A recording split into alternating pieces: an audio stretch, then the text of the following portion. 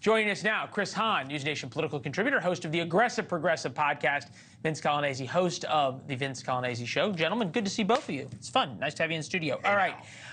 Vince, is Donald Trump setting expectations just a little too high here? I mean, how could he? His opponent is Joe Biden. The guy needs, like, choreography just to move around a stage and to speak. I mean, earlier this week, of course, he had the big teleprompter moment where he says, 4 more years. Pause. Hold on. All fair points. Well, hold on. All fair points. Okay. But remember the last time they debated, there was this one moment with Joe Biden and Donald Trump. Take a listen.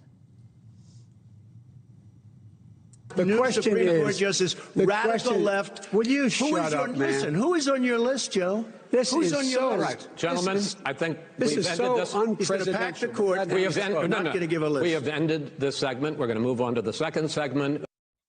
That debate ended terribly. A lot of chaos. For Donald Trump. In the polls, too. Yeah. Went down 5 points. Yeah, I just think that the basics here for the American people are that, looking back, a majority of Americans think that they had a better situation under Trump than they do under Biden. That is just true, and that's an objective reality, and that's certainly the public. That number is going away. Of this. That number is going away, and people are going to remember that Donald Trump was president in 2020.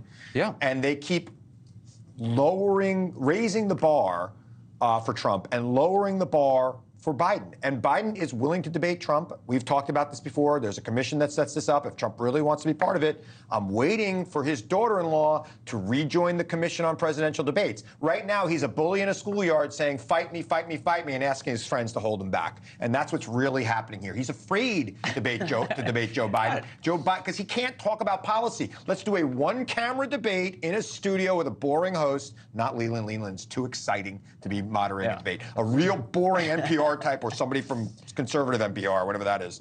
And let's have a boring debate, one camera, one mic. I don't think, I mean, Trump's not faking his excitement to debate with Joe Biden. I do agree on the low expectations for Biden thing, though, because I think on the right, like, we kind of think that, like, he might not make it up the stairs to the dais, and then he gives a State of the Union address where he survives. Or then he goes on Howard Stern. So I'm going to play, let me play the Howard Stern soundbite. Take a listen.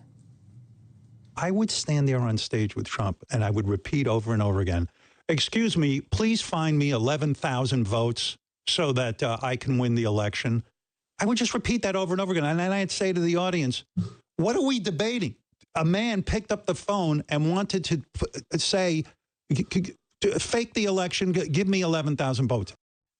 All right, so that was Howard Stern's advice. Yeah, bad advice. I mean, because the obvious retort to that is Joe Biden's trying to lock up his political opponent right now. Joe Biden has arrested him multiple times. Joe Biden and the people associated with Biden have led to over 90 different charges against this guy. But none of that is true. Joe Biden did not arrest him. Joe Biden is letting a legal process. Whose administration did? Look, the bottom line is the man did commit these crimes. Even he admitted. Well, and by the way, okay, to be fair, Kristi Noem, the governor of South Dakota, may have just admitted to a crime of animal cruelty in her new book that's going to come out.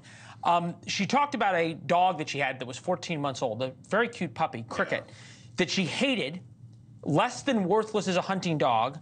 So at that moment that the dog was doing what, Kristi Noem didn't want the dog to do, I realized it had to put it down. It was not a pleasant job. She took it over to a gravel pit, shot it, and said it was not a pleasant job, but it had to be done.